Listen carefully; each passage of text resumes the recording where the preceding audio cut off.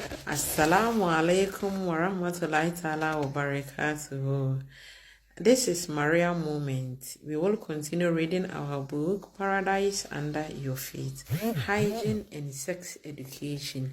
As children start full-time school, they will be faced with issue of lack of water to wash themselves when using the school restroom. You can teach your children to carry an appropriate plastic container with them to wash themselves, or to use white wipes, which are also convenient. Children should learn the Islamic guidelines about personal matters in the home. And parents have the right to decide when and how they should be told about the facts of life. Unfortunately, the culture we are living in makes it nearly impossible to be impervious to the sexuality around us. For this reason, it is better that children learn the fact rather than fiction. And for parents to explain these matters themselves to their children when they are ready for the information, preferably before they learn it from friends or teachers at school. The inclusion of sex education in elementary school curricula varies from the state to state. In general, if a school district offers sex education, the parent should be notified and they can go to the school and see the materials, whereby they can decide whether they want children to attend such lessons or not. May Allah be our helper, all parents. Parenting is not an easy task. So if you're a parent, you need every time to pray for your kids. You need also to pray for yourself. Because every step in parenting, you need to be very strong. As a Muslim mother, when your kids go to school, you need to tell your kids to carry plastic container with water, so that when they use the restroom in the school, they can use this container to wash themselves, or they can use white wipes to wash themselves. Because Islamic, we have our guidelines, and all these guidelines the kids have to learn from the parents, and they have to learn it in the home before they go to school.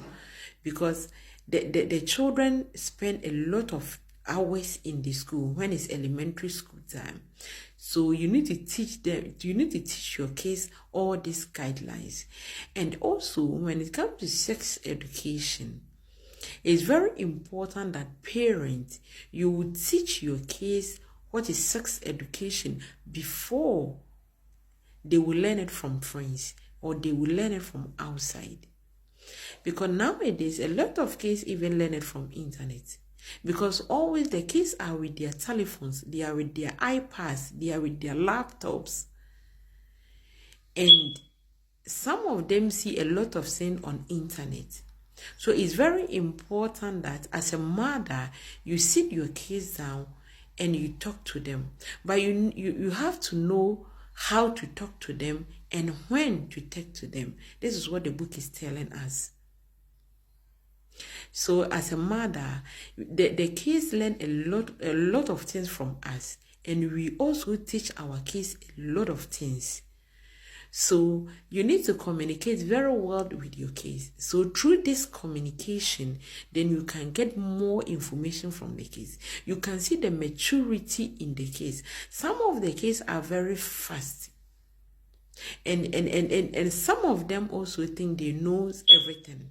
So in this case, you as a mother, you need to know how and when to talk to that child about sex, for them to be aware the consequences through it. And if you talk to them, you will get more information that whether you have to go deep into this education for these children. So as a mother, every time try to sit down with your kids. When they come back from school, you need to talk to them. How was school? How is everything? How was your day? Through communication with them, you get more information from the kids, and you know how to put your informations with them, especially when it comes to sex. It shouldn't be like as African mothers. Sometimes when we are talking with our kids, some of us feel difficult of open up with them about sex. But when you try doing it, I think it's very good. And we need to teach them the Islamic guidelines too. The hygienic in the Islamic guideline, these kids have to know. Parenting is not an easy task. So we always need to pray very hard so that Allah subhanahu wa ta'ala will always be our helper to give us all this wisdom by listening to words like this, so that we can listen to words like this very good and we can put it on practice. May Allah be our helper. If you are also a new mother and you are becoming a parent now, then you need to make your mind that it's not an easy task, because you need to raise this kids for these kids to become righteous. And we need the help of Allah subhanahu wa ta'ala.